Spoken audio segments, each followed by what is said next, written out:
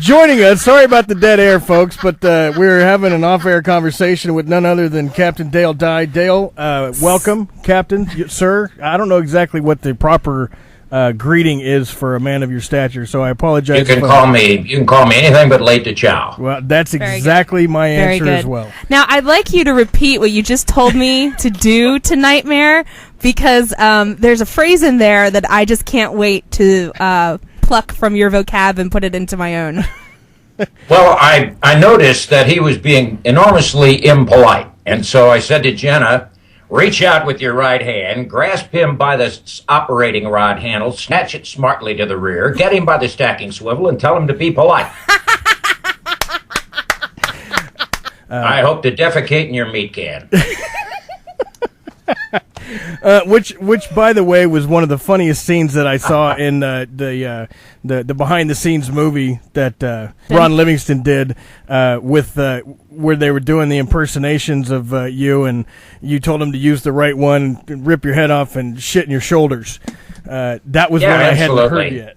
And by the way, I'd like to square away one of Cudlitz's comments on this thing. He said that I would say that I knew precisely who was doing those imitations of me. And unfortunately, I'm forced to admit that Cudlitz is right. I'm going to try to say that, but I didn't actually know it. I just strongly suspected it was him. Very nice. Excellent. Well, and you know, that's one of the. I was a little worried.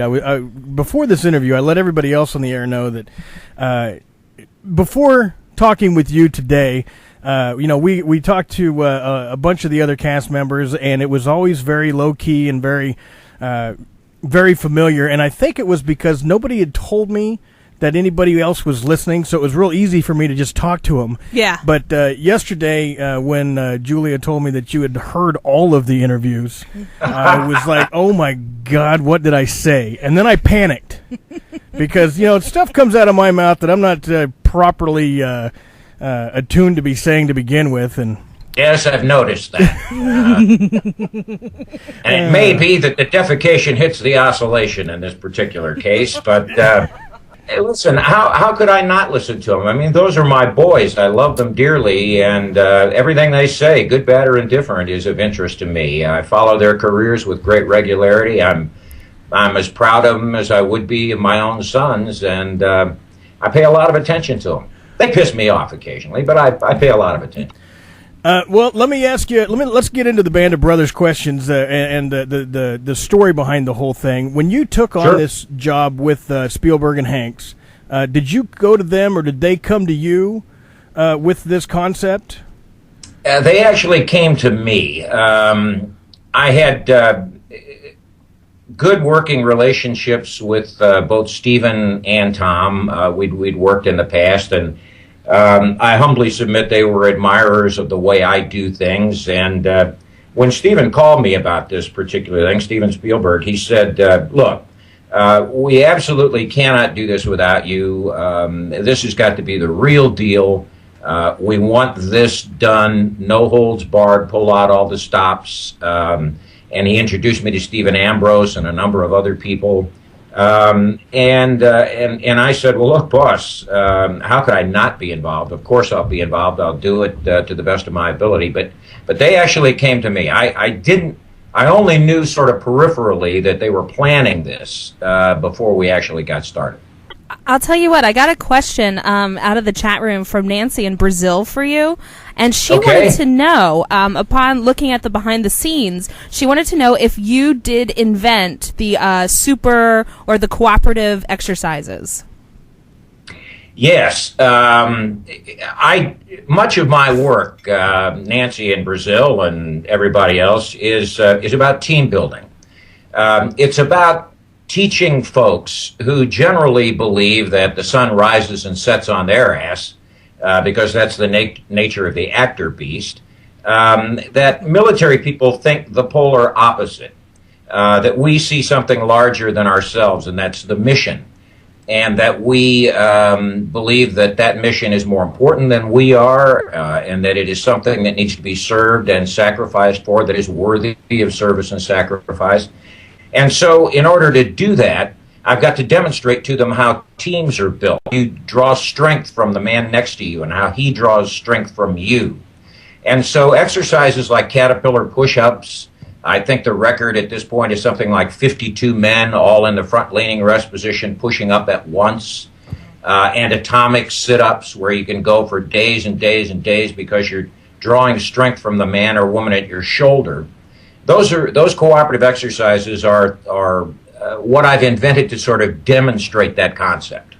How did they perform in the camp? I mean, did you have favorites, or were they all just you brought into you as worthless piles of amphibian poop?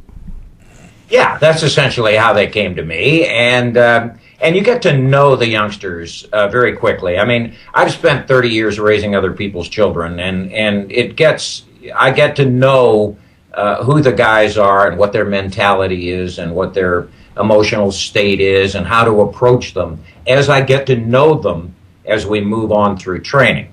I really didn't know anything about anybody that came to me, and I didn't want to know because I didn't want to enter into my relationship with them as their leader in any sort of preconceived notion. And I wanted to establish an absolute common denominator. Nobody was a movie star. Nobody was an actor that had any more status than anyone else. They were all simple soldiers undergoing training. And so when we brought them in to Longmoor Camp, just northwest of London, we really went at them in that fashion for the first couple of days. They absolutely were overwhelmed and snowed and pressed as hard as we could. I wanted to get them into the blank slate mentality, get them into a situation where all they were worried about, all that was on their mind was how to survive the next 5 minutes and how to stay away from that horrible old white-haired bastard one way or the other. And so when you can get them to that common denominator, when all the nonsense and all the ancillary concerns are out of their mind, then what you've got is a blank slate, and you can write large on it. You can write exactly what you need.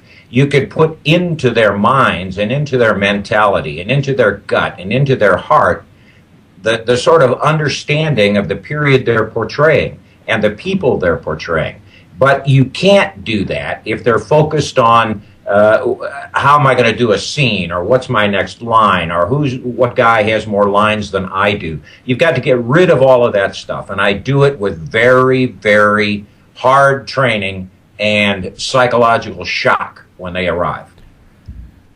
Now, the shock that you use, obviously that's something that you learned through your military career, because I've heard, and I was never in the military myself, but I've heard that breaking the men down and building them back up is exactly how you create small tactic forces that you can use to achieve a common goal.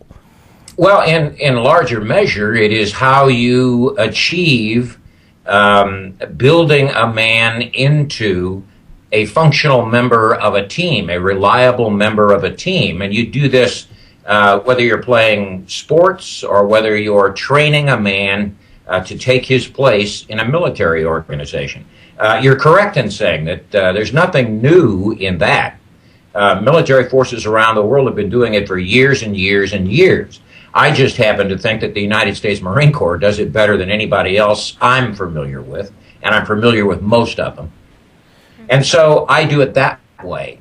It's a very rugged, tough regimen, and it's designed to be that way so that I can, as quickly as possible, reduce them to that teachable level, that level where nothing is on their mind except what myself and my instructors from the cadre are telling them.